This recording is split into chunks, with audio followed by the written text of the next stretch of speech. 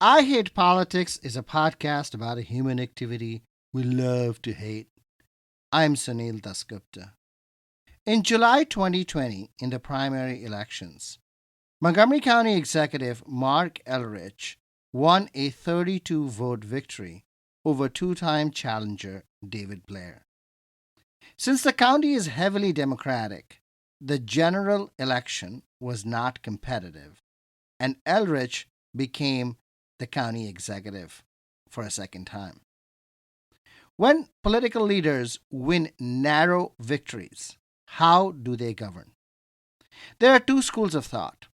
One says that the victor, quote unquote, shares power, that is, incorporates the preferences of those who lost, not just in the belief that winning over the other side will help in re election, but also because it is the right thing to do. This was the idea that the loser of the presidential elections in early United States became the vice president. We abandoned that practice long ago, but its legacy remains in romantic views about bipartisanship. There is a second school which says elections have consequences, and a 32 vote victory leads to 100% of the office. Mark Elrich is clearly in the latter school. He has governed as if he won a mandate with 32 votes. To understand the dynamics of how this happens, I talked with local housing activist and fierce Elrich critic Jonathan Robinson, who was instrumental in organizing a $1 million PAC that attacked Elrich's record on housing.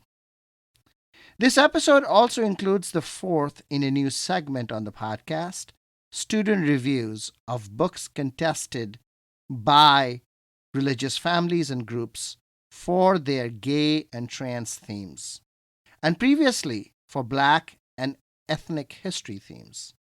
This week's book is My Rainbow by Trinity and Deshauna Neal, with illustrations by Art Twink.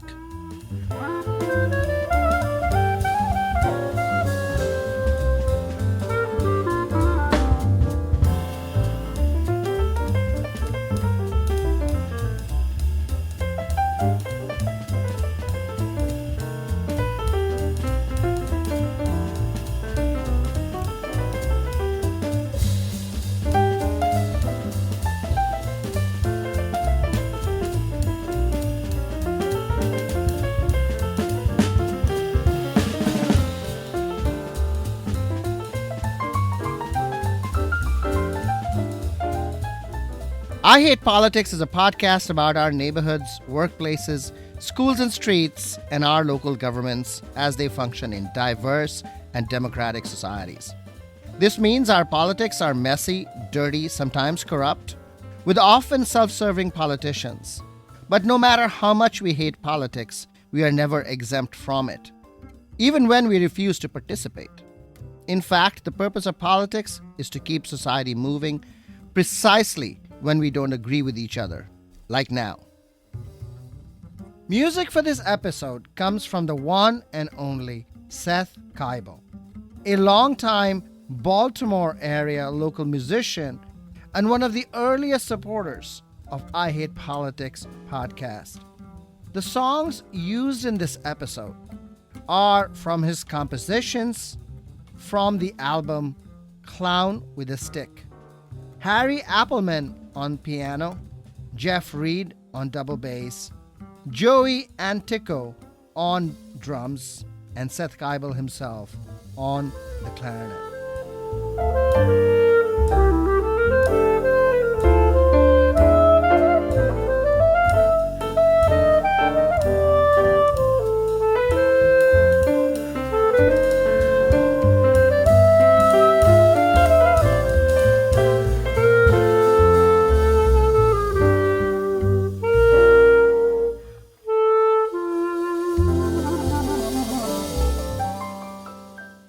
In the news this week, Maryland Department of Transportation announced that it will be moving forward with what is essentially Governor Larry Hogan's old plan to add toll lanes to Interstate 495, the Capital Beltway, and to the southern end of Interstate 270.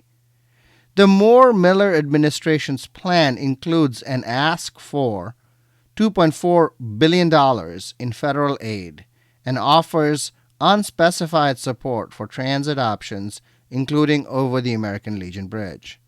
The plan does not explicitly rule out a public-private partnership, which Democratic leaders in the state, such as the new majority leader and transportation expert Mark Corman, had previously criticized in the Hogan plan.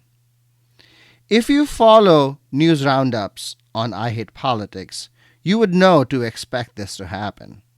For some time now, we've been reporting that state government and Maryland transportation officials have been issuing forewarnings. Lieutenant Governor Erna Miller said in June that the traffic on I-270 was soul-crushing and something had to be done.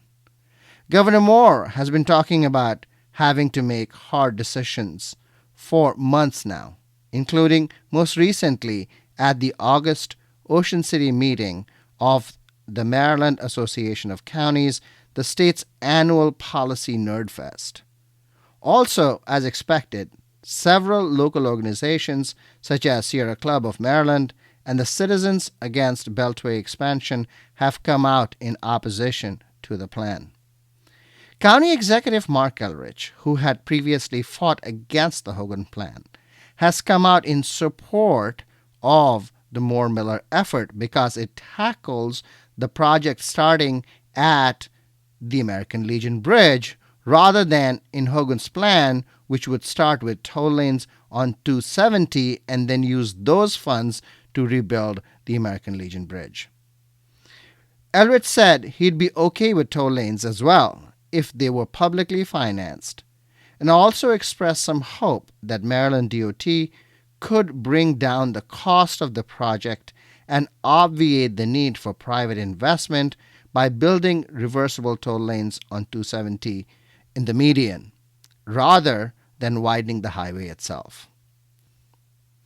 Notwithstanding the federal grant application, Maryland DOT's announcement is vague on details, which suggests to me that the Moore-Miller administration, similar to the Larry Hogan administration before them, has not been able to find a way to get to the 495-270 toll lane project without private investment.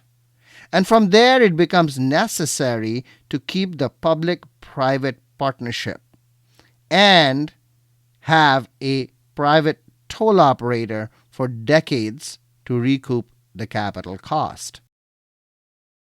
If you follow MCPS News, the school district announced a plan to deal with chronic absenteeism in the school system. The data released with the plan suggests some interesting trends. First, chronic absenteeism rose significantly from the school year 2021-22 to the school year 2022-23.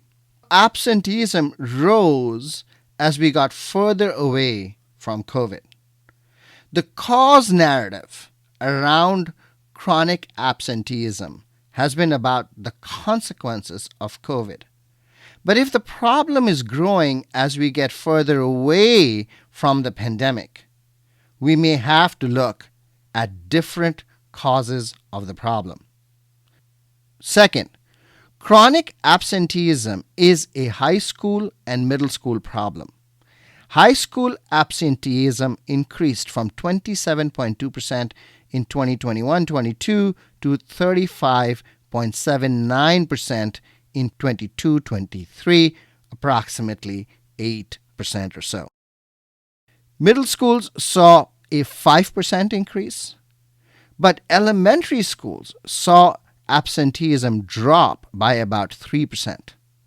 In effect, absenteeism seems to be a greater problem when students have more control over their movements. Third, it is worth noting that the subgroup where the problem of absenteeism is growing fastest is Hispanic non-farm students. I want to emphasize this.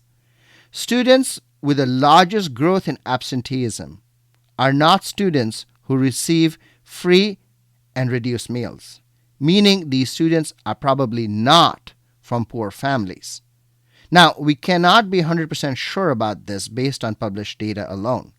There may be families who are poor but not eligible for free and reduced meals because of paperwork. Yet it is noteworthy that absenteeism among Hispanic farm students rose less than 1%. But Hispanic non-farm students, absenteeism rose there by over 5%. I should also note that the aggregate percentage of absenteeism among Hispanic farm students remains considerably higher than non-farm students.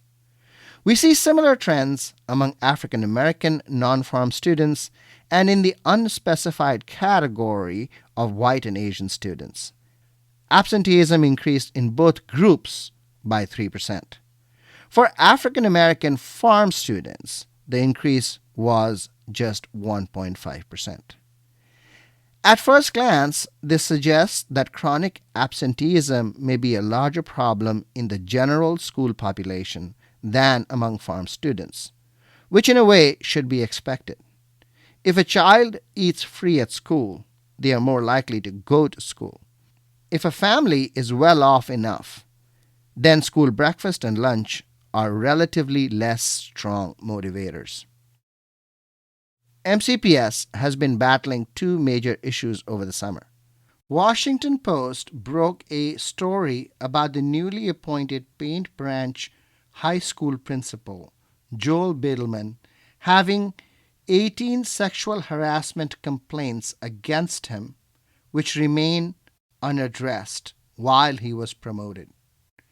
MCPS and the Board of Education has hired Jackson Lewis, a labor law firm that has extensive experience helping employers in sticky cases, to investigate and report on the problem.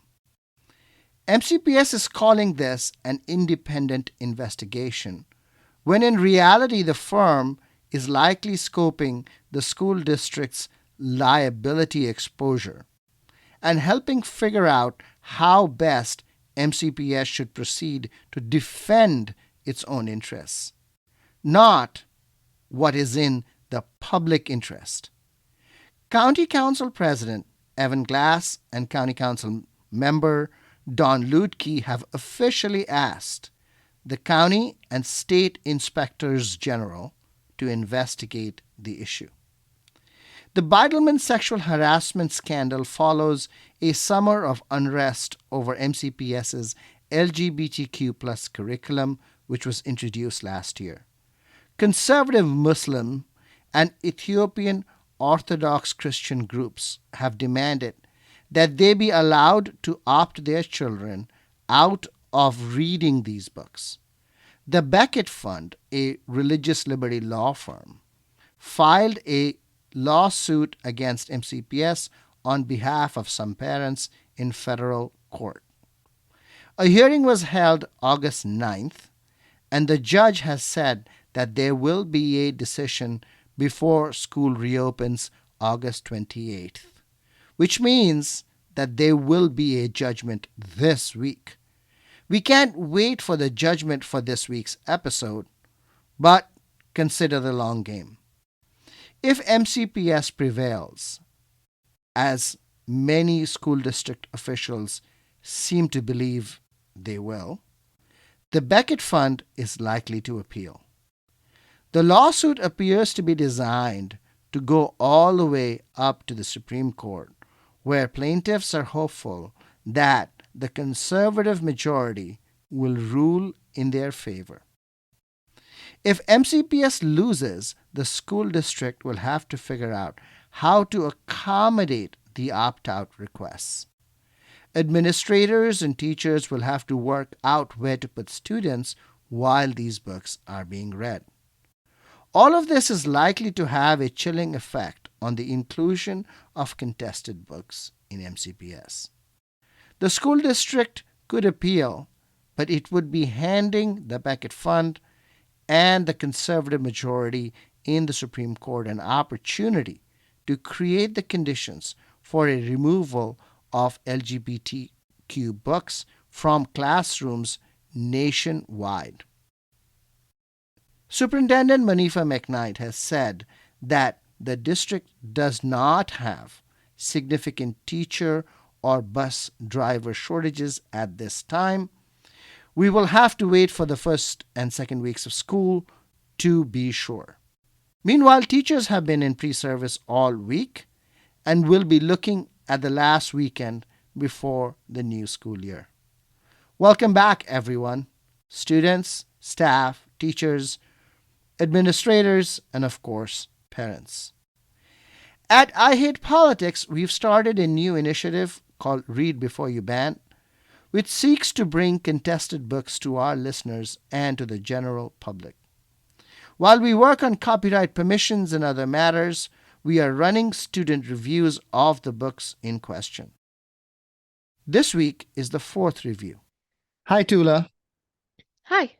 What book are you reviewing today? Today I'm reviewing My Rainbow by Trinity and Deshanna Neal, illustrated by Art Twink. What kind of a book is it?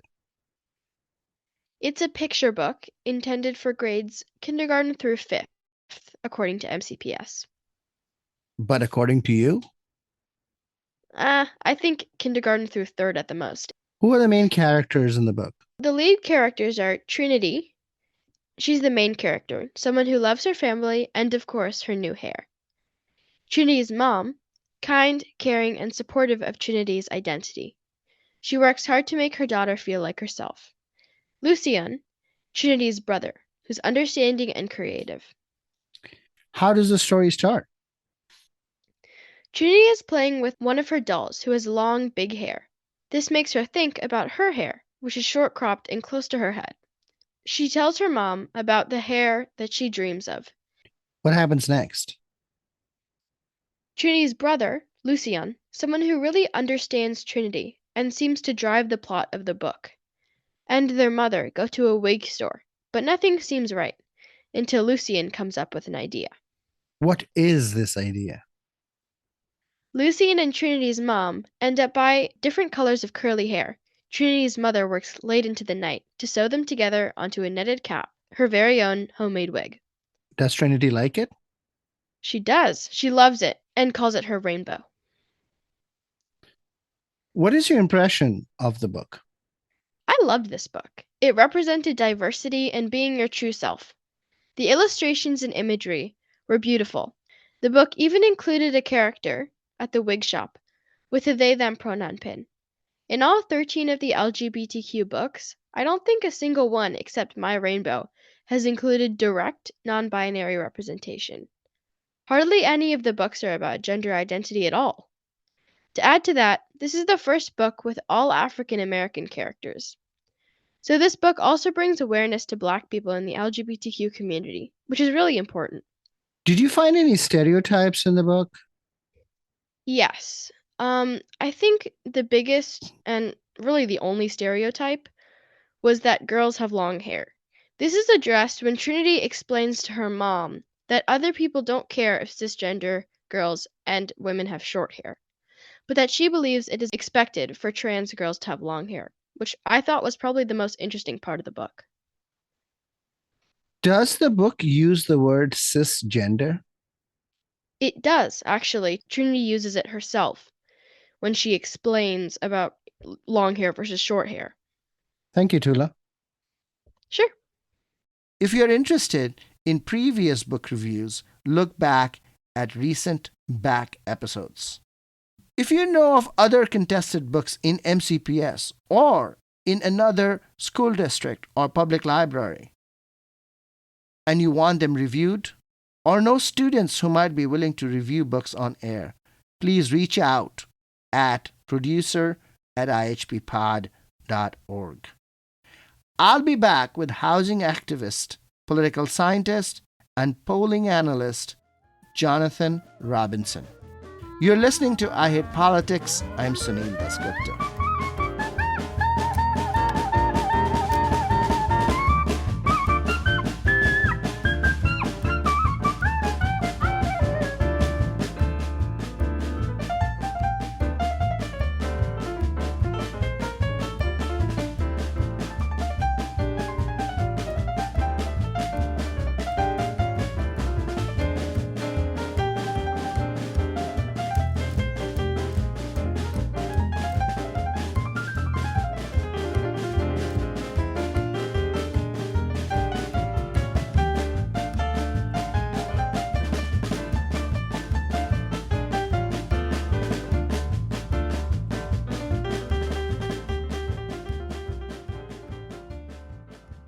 Jonathan Robinson, welcome to I Hate Politics.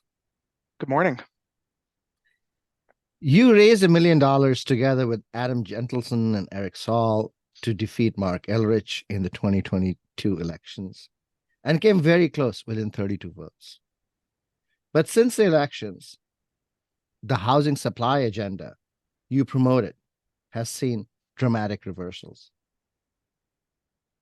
3 tax increases and rent stabilization.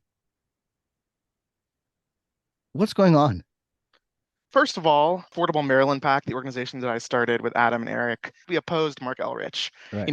It takes candidates and politicians to run. So I just want to, make that very clear. But, it was not, in fact, us who was running. But yeah, the first thing that comes to mind really is that elections have consequences.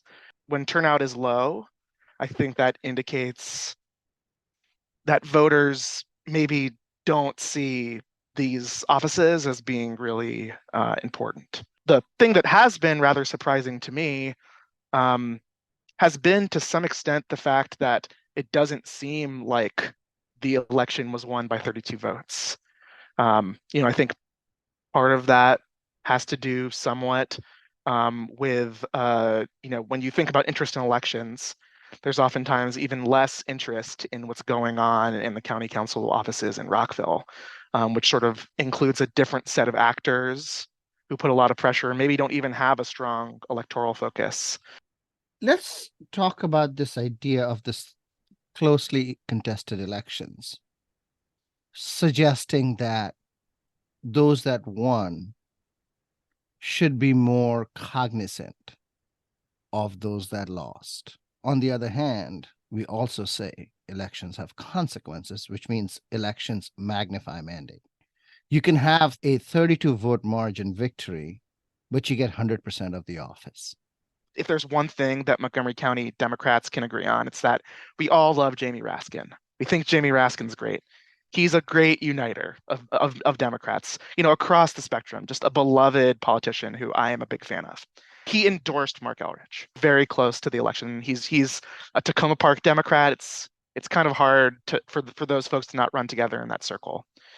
Even he, after the election, where County Executive Elrich won another extremely razor-tight margin race, suggested that he adopt a more conciliatory tone in recognition of the fact that when you run 2 races that are extremely close, where the people you're trying to represent are sending mixed signals about whether they think you're doing a good job, especially as an incumbent.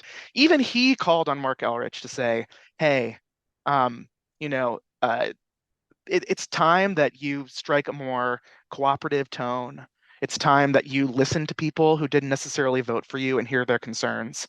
And in particular, our view of this past primary election in 2022 was that housing concerns were paramount.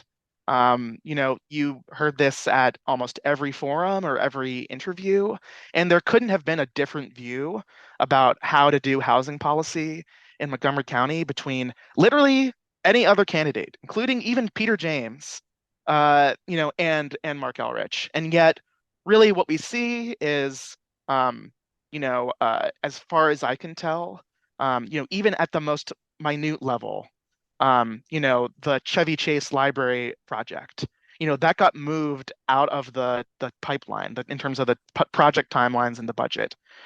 Even at the lowest level of making a sort of conciliatory, responding and being conciliatory, that we need to build more housing in Montgomery County. Mark Elrich, instead has sort of gone ahead, and focused on his own agenda. That he didn't do this himself. He got a coalition together on the county council to make it happen.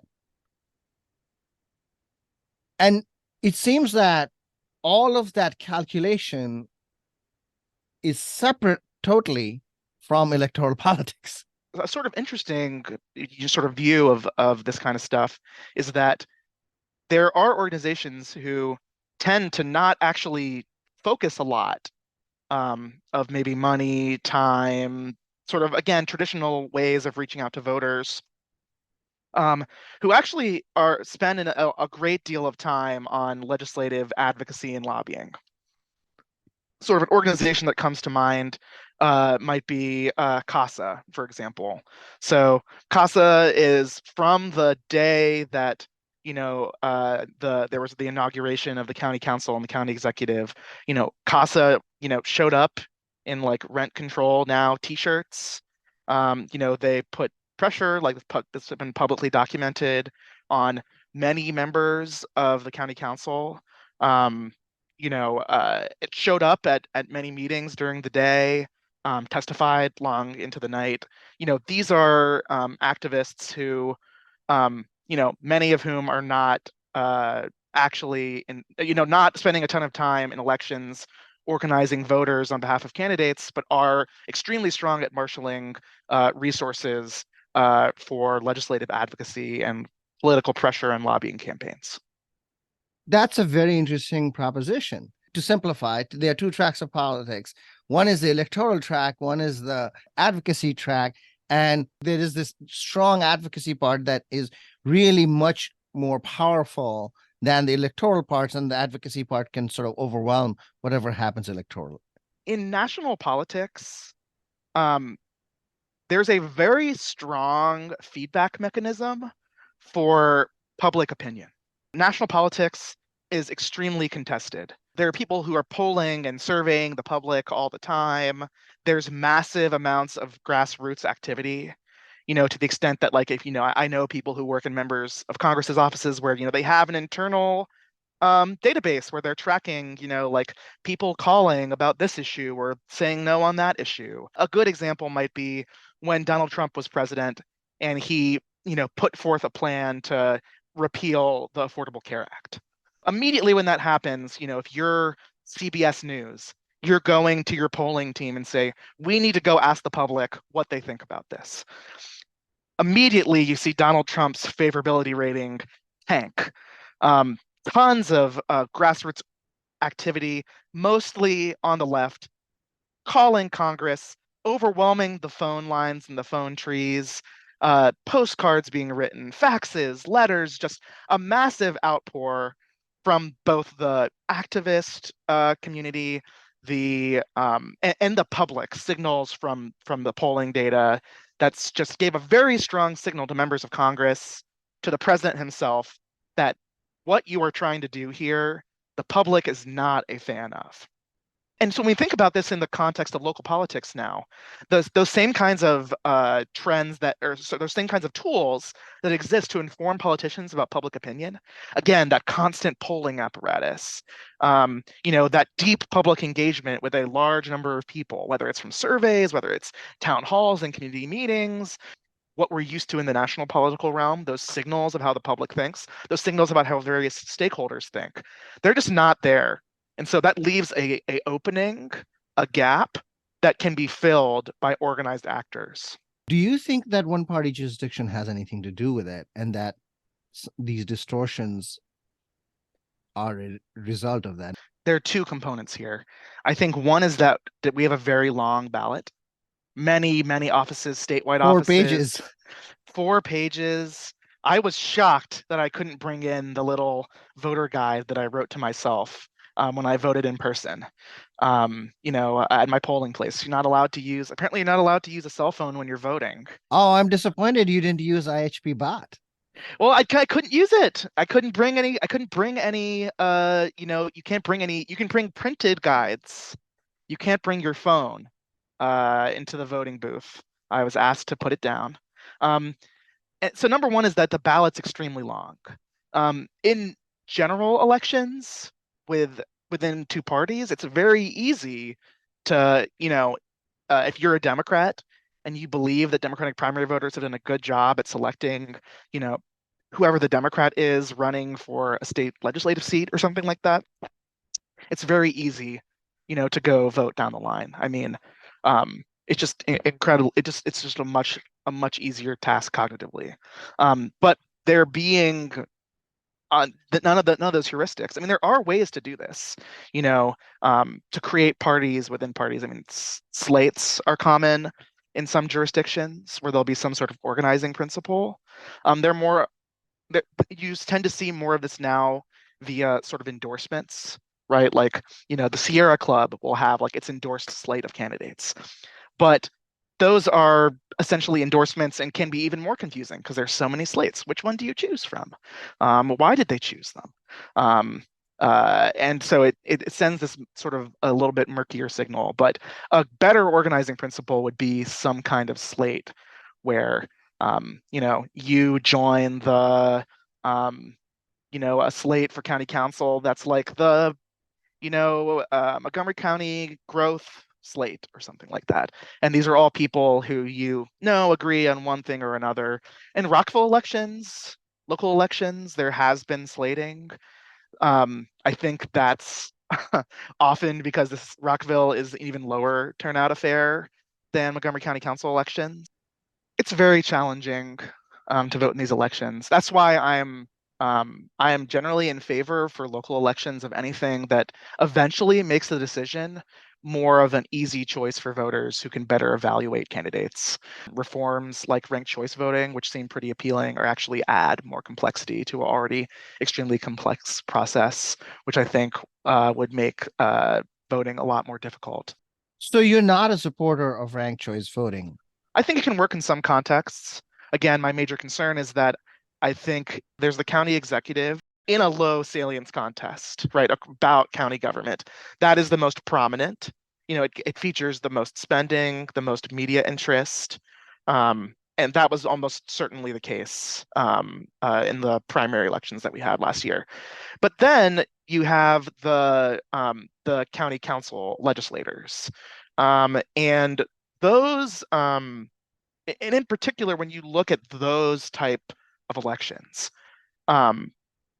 they're much lower salience, the just amount of, outside of, I think, you covering, and interviewing those candidates, which is a very important public service. There's very little sort of information going around about these candidates. And of course, many of them opt into the public financing system, but the amount of money that they raise in general to communicate with a county as large as the one that we reside in is also low, especially when you think about the at-large candidates. Setting aside that there might even be tiers that the at-large candidates are the ones that get the most attention, and then there are district races within those that are obviously vary in their salience. And so there are sort of these two levels of elections, even within the county government, which some might say is sort of a lower interest election relative to a statewide gubernatorial primary. To the extent that we see this tiering, the difference between races that are very contested, where there's a lot of communication, where voters maybe have a strong sense of where the candidates are. My concern is that by making it more difficult to vote, there will be more elections where people are, in fact, less engaged because the perceived cost of acquiring information and understanding how you differentiate between candidates, because you don't need to just have preference about one. You now need to have preference about, in every race, having the votes of some people count more than others. People who are more likely to rank their full ballots than people who don't. Sort of further biases our elections in favor of people who are much more interested in politics. And I think in elections, every person's vote should be counted equally. What about open primaries then? I don't have a strong opinion about it. I don't think it would help. I think the concern is that, well, number one is that uh, independents, just generally speaking, tend to not vote in primaries even when they are open. So I don't think it would make a strong difference in the participation. I wanted to spend a little time talking about housing policy. Where can we go from here? There are two entities that can affect land use or housing policy in Montgomery County. There's the Montgomery County government with the county executive and the county council, and there's a state legislature in Annapolis. So we've come out of an era of divided government with Governor Hogan and the General Assembly. That is no longer the case, right? Wes Moore is now our governor, and we have a trifecta, which means that a lot can be done in Annapolis that couldn't be done before. This sort of tension is actually something that we saw earlier this year. There are regulations in place which mandate the amount of parking that you have to supply at particular developments. This is bad because it raises the cost of development. It costs money to build garages on certain buildings and to go very deep. Or if you need to provide on-premise parking for a townhome development or something like that, that means you can have fewer units because it takes up more space. There was a Montgomery County local bill. So that was put forward by delegates Corman, Moon, and Stewart that was around about public transit. Those people should not be required to build an extremely large amount of parking.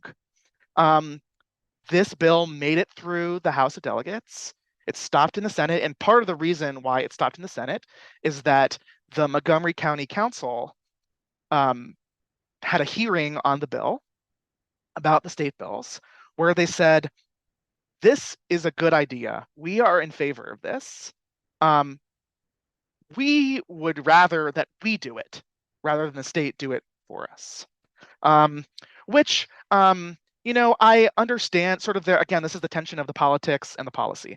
The policy, it seems like they agreed with it. Normally, when you agree with a policy, you're fine. I don't think that there's anyone in the Montgomery County Council who, if the state passed regulations on the environment or even education, there have been big education bills coming out of the state, the blueprint. The county council is not against those.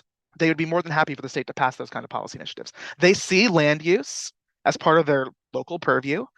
The county's land use authority is delegated from the state. Yes. I mean, the state is the primary holder of sovereign authority. Yes. It's not illegal for the state to regulate land use. In fact, this has actually been a big trend. In California, they have big problems with anti-development sentiment in their local cities and towns.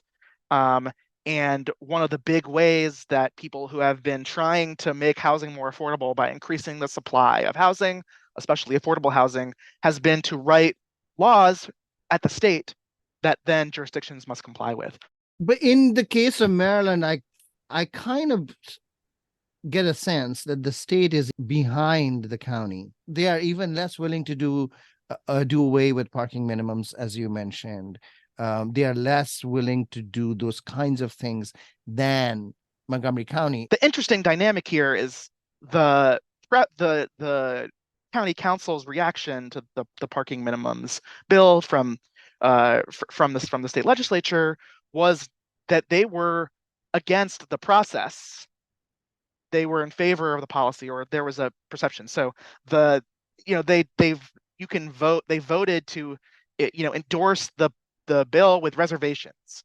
And I believe almost everybody, it might have only been one or two members of the county council, did not endorse with reservations the bill. Part of why this happened and why the bill did not, as I understand it, progress in the Senate was that negotiation occurred that the county council would put forward some kind of parking minimums bill. It's possible it can happen. The state legislature will reconvene at some point for a new session early next year.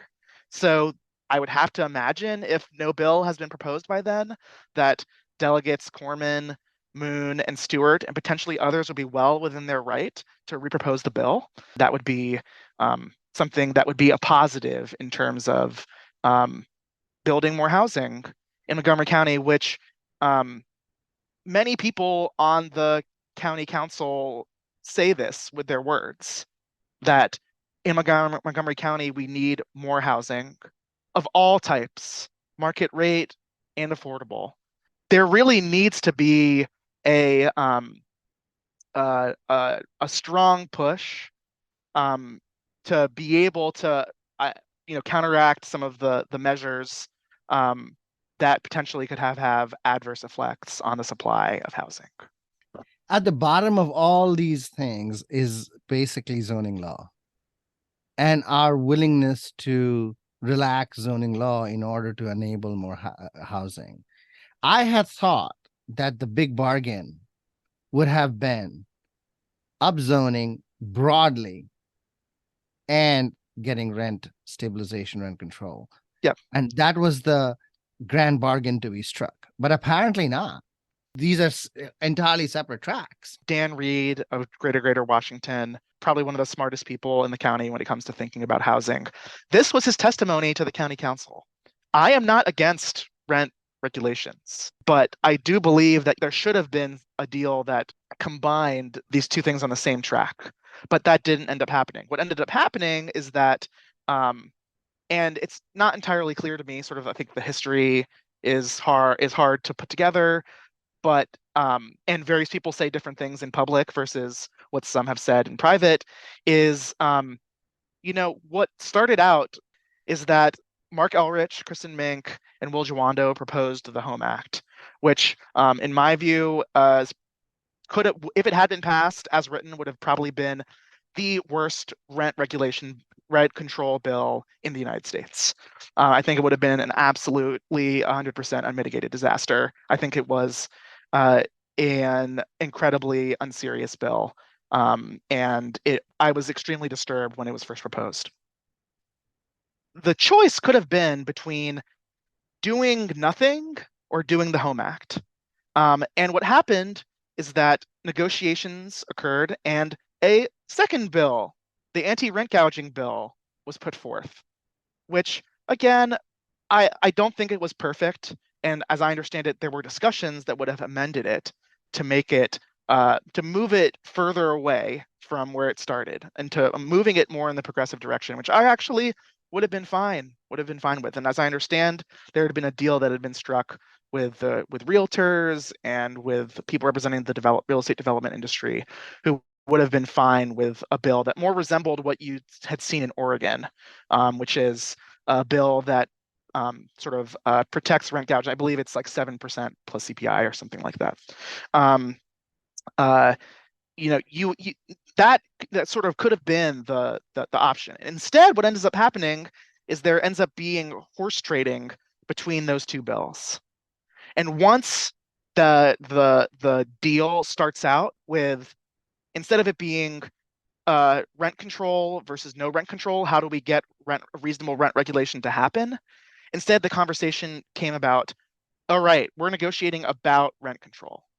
And all of a sudden, any way to marry, upzoning or, getting rid of density caps in certain areas of the county, all of a sudden, any way that you could have seen a counteraction of the potential negative supply effect of a rent control bill went away, and it became just a negotiation about what the rent control bill would be, and leaves us now in this policy vacuum where it's not entirely clear what is going to happen going forward.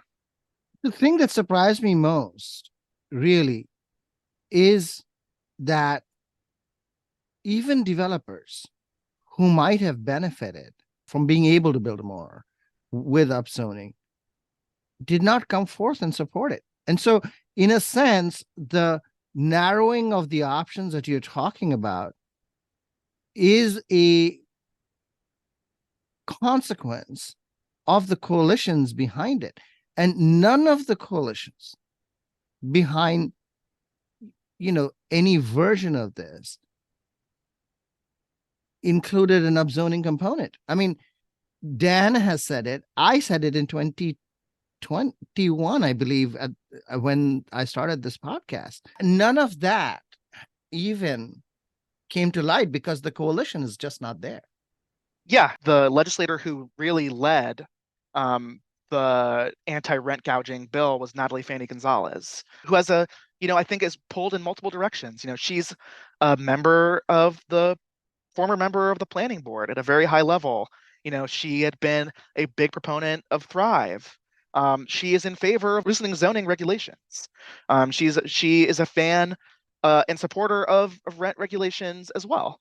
And so, I think, as I understand it, there's a lot of pressure for her to be involved and be someone who would strike a compromise. It's unclear to me exactly where she thought this was going. She was on Kojo after the bill passed, talking about how where the bill ended up was always her intention for where it would end up. And so her intention was always to stake out a position and then move the bill in a good direction because she really wanted the regulations to pass. And so ultimately, I think it comes down to, again, there are many people who claim that they are in favor of increasing the supply of housing, especially affordable housing, in Montgomery County. They say that. It's very easy to say that. Many people agree that this is a problem. However, there's that talk to some extent. Again, there is time, but as of right now, I think many people in my orbit think that that's cheap talk. That these are people who, they are out there sort of saying something that sounds good. They show up to ribbon cuttings and say it, but they are not, maybe not interested. Maybe they don't see the big picture. There might be any number of reasons. Maybe because the election has passed and the pressure isn't as on. There could be any number of reasons. They have not yet stepped up to the plate. There's still time. There hasn't been super strong signals, as I understand it, that say, there's a lot of stuff coming down the pike here. And it's concerning. A lot of people hate politics because of cheap talk. Yeah, I agree. It's probably in my view, it's one of the number one reasons. Because people make promises that, they can't keep. I think, some politicians, I actually sort of to some extent think that some politicians do see a benefit from being seen as talking, in terms of not doing a lot of cheap talk. I actually think, to give Mark Elrich some credit, I don't think he's a cheap talk politician. The Commanders Stadium is never going to come to Montgomery County. It's not on the table, right? The places that it's being under consideration for is staying in Prince George's County or potentially moving to the district. Maybe Virginia is in consideration. Montgomery County has not said a peep. When a reporter calls you and says, Mark Elrich, do you want the Commanders to come to Montgomery County? The normal politician is to say, yes, we would love for the Commanders to come to Montgomery County. As I understand it, we haven't had any conversations, but, we think this would be a good thing. It costs you $0 to say that. It would be the cheapest of talks. Mark Elrich doesn't do that. And I think, I really do think there's something to that. I think people are attracted to politicians. I think Donald Trump, in some sense, sort of was seen in this way, and why some subset of voters who were really disillusioned saw some appeal in him, was that he's willing to say something other politicians aren't. And Mark Elrich, I don't agree with him on many issues of public policy, but I can admit, when he talks to you, he does not engage in cheap talk. Jonathan Robinson, thank you for taking the time. It's always a pleasure.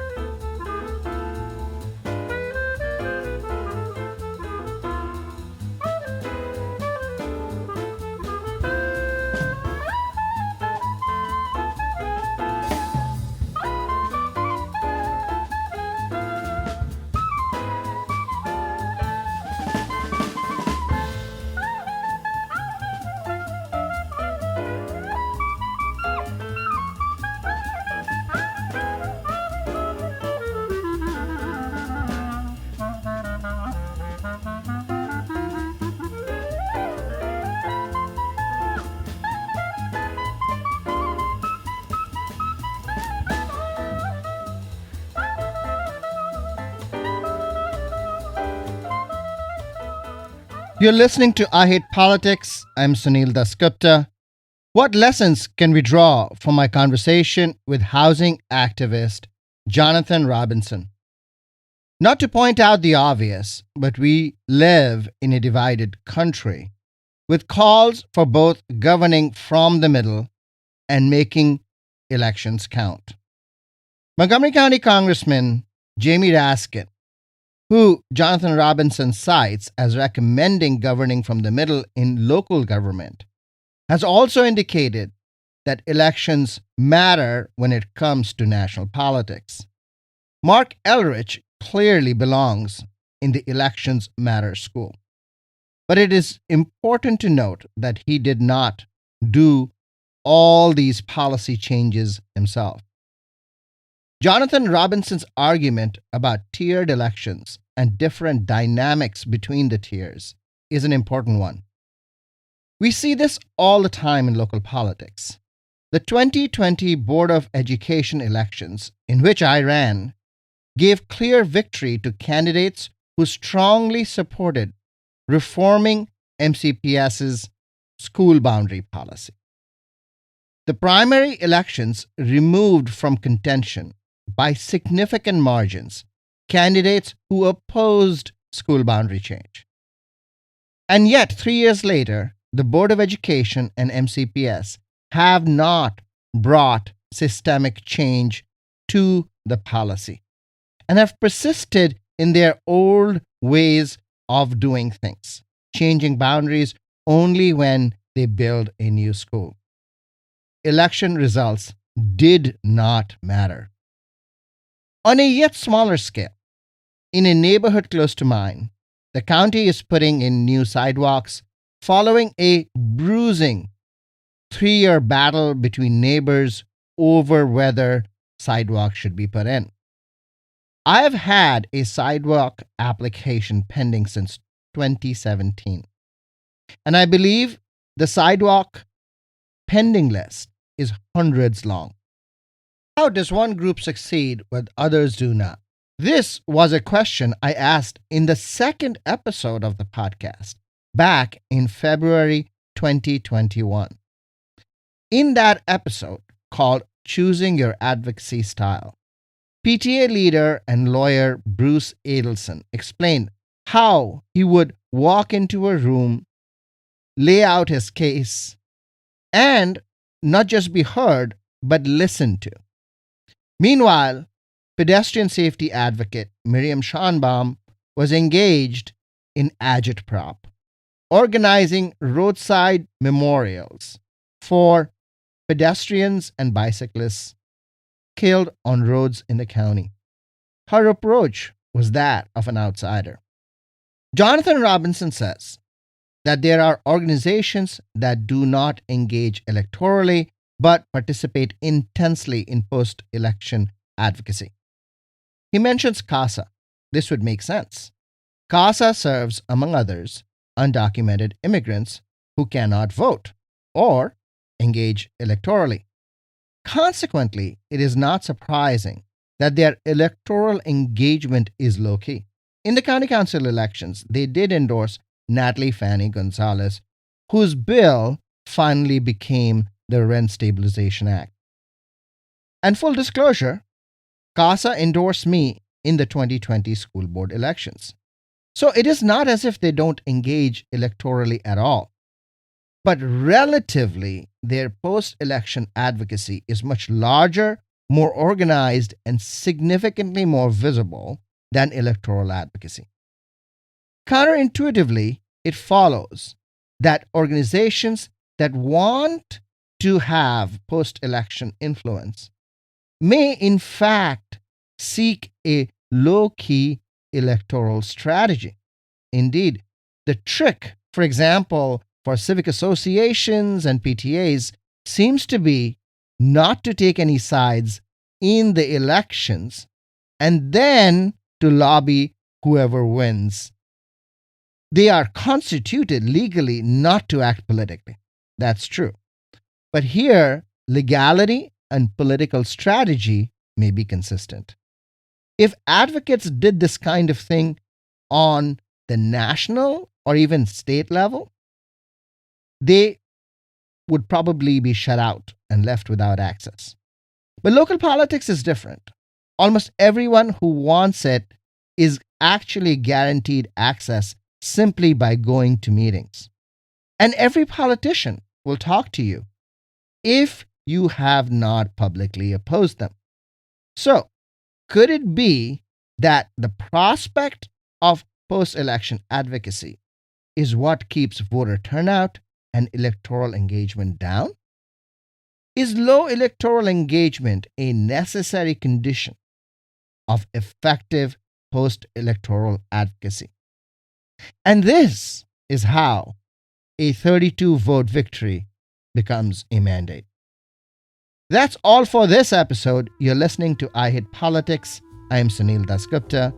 Music for this episode comes from Seth Keibel, a longtime Baltimore area local musician. The songs used in this episode come from his compositions in the album Clown with a Stick. Harry Appleman on piano, Jeff Reed on double bass, Joey Antico on drums, and Seth Keibel himself on the clarinet. If you want to share your music on the show or know someone else who might want to, please email us at producer@ihppod.org. I hope you'll subscribe and share the podcast as we bring you stories about politics close to you and to your home. See you next time.